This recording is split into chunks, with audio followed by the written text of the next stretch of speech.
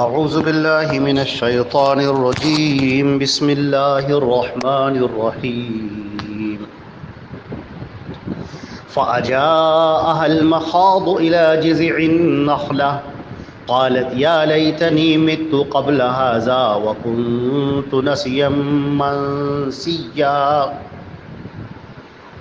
فناداها من تحتها ألا تحزني قد جعل ربك تحتك سريا وهزي إليك بجذع النخلة تساقط عليك رطبا جنيا۔ یہ سورہ مریم کی آیات چل رہی ہیں۔ یہ سورہ مریم کی آیت نمبر 23 اور 24 اور 25 آپ کے سامنے تلاوت کی گئی ہیں، اور ترجمہ ان آیات کا یہ ہے کہ اور پھر درد ذہ اسے کھجور کے جڑ کے پاس لے آیا اور اس نے کہا کاش کہ میں اس سے پہلے ہی مر جاتی اور میں بھولی بسری ہو چکی ہوتی۔ تو اس کے نیچے سے آواز دی کہ تو غم نہ کر، تیرے رب نے تیرے نیچے چشمہ جاری کر دیا ہے، تو ان کھجور کے تنے کو ہلا اور یہ تیرے اوپر پکی ہوئی عمدہ کھجوریں نازل کریں گی۔ یہ جو حضرت مریم علیہ السلام کا یہ جو پورا واقعہ چل رہا ہے، جو اس سے پہلے کا پورا تذکرہ ہو چکا ہے کہ اللہ رب العزت نے ان کو بہت بڑی ذمہ داری کے لیے قبول فرمایا، اور وہ بنی اسرائیل کے لوگ جو یونانی اپنی حکمتوں سے متاثر تھے، طب سے متاثر تھے،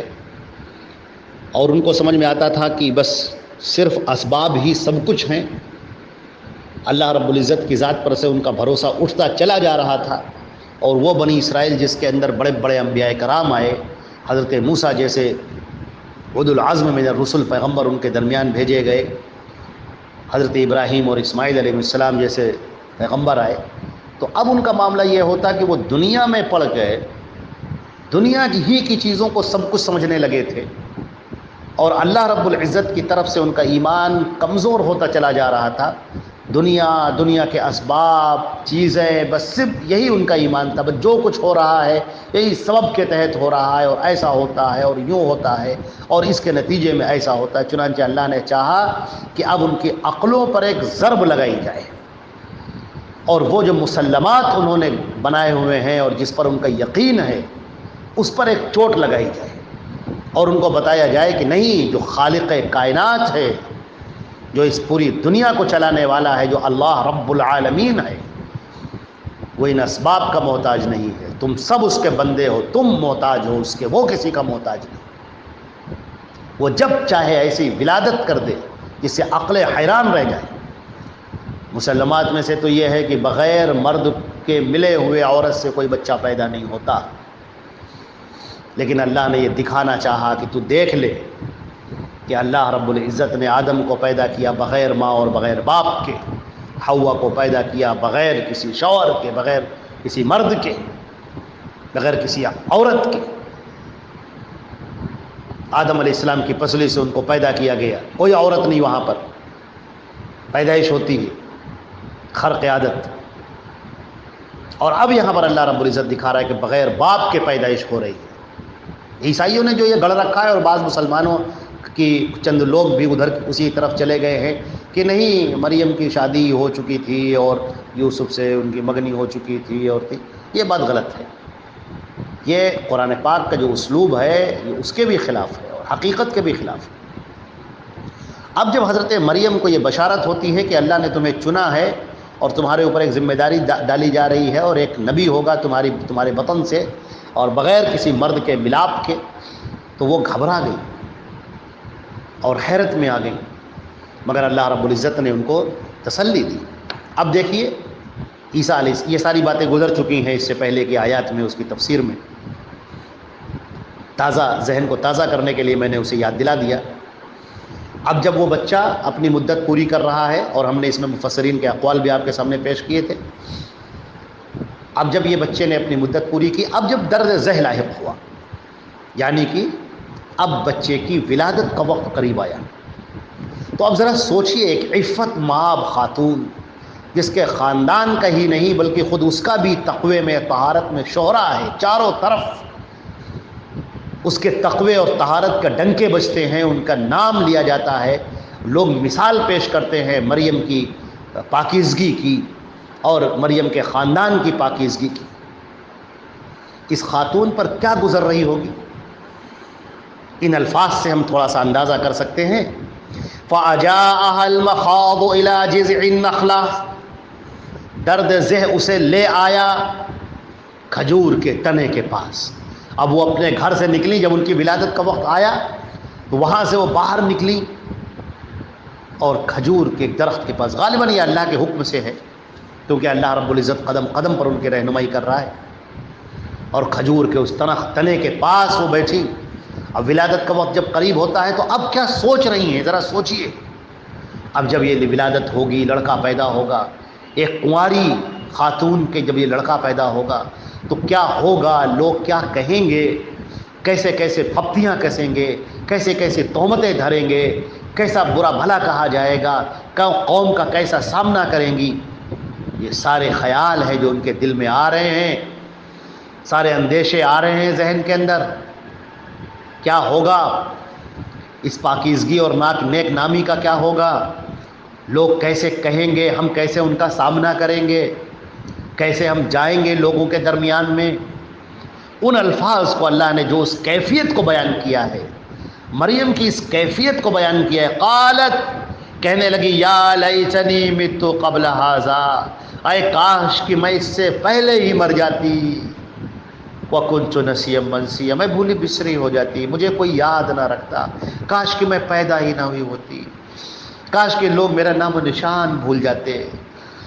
کاش کہ میں پہلے ہی مر جاتی۔ اس اتنی بڑی آزمائش میرے اوپر، کیسے میں اسے پوری کروں گی، کیا کروں گی، کیا ہوگا میرا معاملہ لوگوں کے بیچ میں۔ جب بندہ پریشان ہو جاتا ہے تو یاد رکھیے اللہ تعالیٰ بندے پر اتنی ہی آزمائش ڈالتا ہے جتنا وہ برداشت کر سکے۔ اللہ تعالیٰ اپنے بندے کو اس کی طاقت سے زیادہ نہیں آزماتا، وہ حکیم و خبیر ہے، وہ اپنے بندے پر شفیق و مہربان ہے، وہ جانتا ہے کہ بندے کی آزمائش کتنی کرنی چاہیے،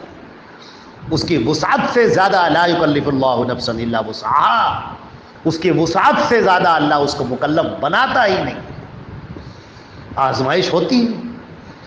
آزمائش انہی کی ہوتی ہے جن پر اللہ کا کرم ہوتا ہے، اس کی عنایات ہوتی ہیں، اس کے لطف و الطاف ہوتے ہیں، اس کا مقام و مرتبہ بلند کیا جاتا ہے، اللہ کی نگاہ میں اس کی وقت بڑھی ہوئی ہوتی ہے، جو اس قابل ہوتا ہے کہ اسے آزمایا جائے اللہ اسے آزماتا ہے اور اس کے درجات کو بلند کرتا ہے۔ اللہ چن لیتا ہے لوگوں کو، چنانچہ فناداہا من تحتہا، ان کے نیچے سے آواز آئی، یہ آواز فرشتے نے دی، فرشتے نے یہ آواز لگائی، اللہ تحزنی، کہ تم غم مت کرو، دیکھو تمہارے رب نے تمہارے نیچے چشمہ جاری کر دیا،